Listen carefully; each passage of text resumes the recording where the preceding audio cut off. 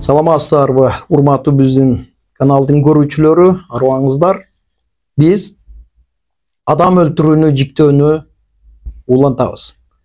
Кылмыш жаза кодексинде 122-берененин 2-бөлүгүнүн 3-пунктунда алсыз абалдагы адамдарды жана балдарды өлтүрүү деп өзүнчө бир пункт киргизген. Мурдагыларда алсыз абалдагы адамды өзүнчө бир, балдарды, жашы жетилектерди өзүнчө бир пунктка бөлчү. Азыр ушул акыркы 2 кодекстерде алсыз абалдагы жана баланы өлтүрүү бир пункт менен каралат.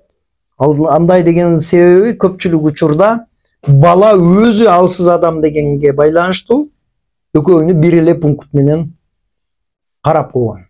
Демек, бул 122-берененин 2-бөлүгүнүн 3-пункту менен квалификация кылыш үчүн ал адамдардын абалы кимдер алсыз абалдагы болуп эсептелинет. Ушунан чыгат. Демек, эгерде алсыз абалдагы адамдар дей турган болсок, кимдер? Оорукчан адамдар, өз алдынча басып, картайган адамдар, жашы жетпеген жаш балдар айтсак болот. Себеби булар ошо кол салууга карата каршылык көрсөтө албайт деген сөз. Каршылык көрсөтө албайт. Демек, ошол каршылык көрсөтө албагандыгын билип туруп жасап атат деген сөз. Каршылык көрсөтө албагандыгын билип туруп. Мисалы, майыптар же үйдө башка ушундай оорукчан, картайган адамдар бул алсыз абалдагы адамга кирет. Психикалык жагынан эмес, физикалык жагынан. Ошондой эле психикалык жагынан алып келгенде, ал теорияда көрсөтүлбөсө дагы, физикалык жактан ал карама-каршылык көрсөтө албайт дегенди түшүндүрөт.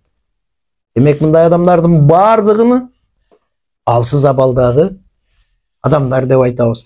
Эгерде тергөө мезгилинде болсун ошол адамдын, өлгөн адамдын, каза болгон адамдын өздүгүн аныктоо, бул статья менен квалификация кылууга жардам берет. Демек, ал өлтүрүлгөн адам, өлгөн адам ким, канча жашта, кандай мүмкүнчүлүгү бар эле, баса алабы эле, же майып беле, канча жашка чыккан, эмне менен ооруйт, тура алабы, баса алабы, чуркай алабы. Демек, ушунун бардыгын далилдөө бул статья менен айып табууга жардам берет. Демек, көпчүлүк учурда өз-өзүнчө жекече мааниге ээ. Демек, бир оору менен ооруганды эле мындай деп айтуу кыйын. Ошондуктан ар бир кылмышта, ар бир жагдайда ушул нерсеге көңүл бөлүү керек. Себеби анын өзүнүн өзгөчөлүктөрү бар. Себеби бир эле оорунун ар кандай формасы дегендей, ар бир оорунун дагы өзүнүн өзгөчө формалары бар. Бул өтө маанилүү. Демек, өлгөн адам өзүн изилдөө. Ал эми баланы деген түшүнүктө мыйзам чыгаруучу бул жерде ушул кылмыш жаза кодексинин аягында бала дегенге түшүнүк берген. Бала деп 18 жаш куракка толо элек адамды бала деп айтылат. Бүгүнкү күндөгү кодекс боюнча 18 жаш куракка толо элек адамдарды бала деп айтылат. Демек, бала 18 жашка толо электе өлтүргөн болсо, анда 2-бөлүк оордотуучу жагдай болуп өтүп кетет.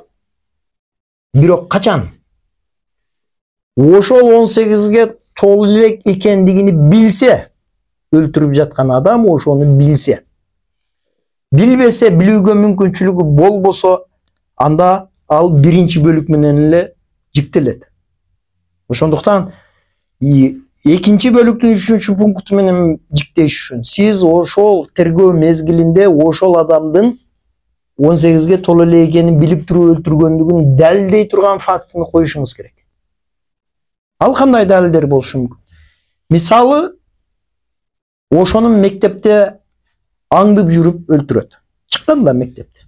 Демек, мектептен чыккандыгын билсе, ал мектеп окуучу экенин билип турат да. Эми мен айтып атайын, кээ бирде мектептин окуучусу boyu boyunca, түсü boyunca 25'te болушу мүмкүн да, 25 жашта деп ойлойсуң, а бирок мектепте. Демек, түсі боюнча ал жашы чоңдой көрүнөт, а негизинен аныгы ал мектеп окуучусу. Демек, дайым эле түсүнөн ал мектеп окуучусу экендигин далилдөө кыйын, билүү да кыйын. Ал эми эгерде кылмышкер ошол мектептен чыгып, кирип, чыгып жатканды көрүп жүрүп, аңдып жүрүп, артына түшүп жүрүп өлтүргөн болсо, ал аңдап билет эле да. Мындай фактылардын далилдешин кажети жок. Кээ бирде үй бүлөлүк катташып жүргөндөр.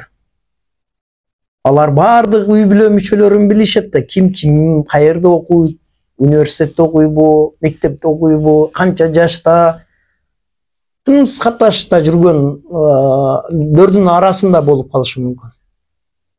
Ушуга окшогон далилдер өтө көп. Демек, тергөө мезгилинде сиз ошол адам өлтүрүп аткан адамдын өлгөн адамдын 18-ге толо элек экендигини билип туруп өлтүргөндүгүн далилдөөчү фактыларды коюшуңуз керек. Ансыз мен билген эмесмин, мен 18 экенин билген жокмун. Түшүнүп караганымда мындай эле экен. Ал кылмыш жоопкерчилигинен качуу үчүн ушундай тактикалар, ушундай жолдор, ыйыкмалар өтө көп болот. Анткени биринчи ар бир ушундай кылмыш жасаган адам кылмыш жоопкерчилигинен качуу максатында бардык нерсеге барышат. Себеби биринчи бөлүктө эмне деп жазылып турат? Биринчи бөлүк алып өтсө, ал жерде 8 жылдан 12 жылга эле эркинен ажыратат. Ал эми экинчи бөлүк өткөндө жаза өмүр бою эркинен ажыратуу дагы каралган. Демек, мындайдан качуу үчүн дайыма билген жокмун, андай экенин билбедим, билүүгө мүмкүнчүлүгүм жок экен деген сөздү айтылары бул факт. Ошондуктан мындай нерселерди билгендигин түздөн түз фактылар менен, далилдер менен, көрсөтмөлөр менен ишке түркөө зарыл. Жалпы квалификацияда дагы ошол билгендигини көрсөтө билиш керек.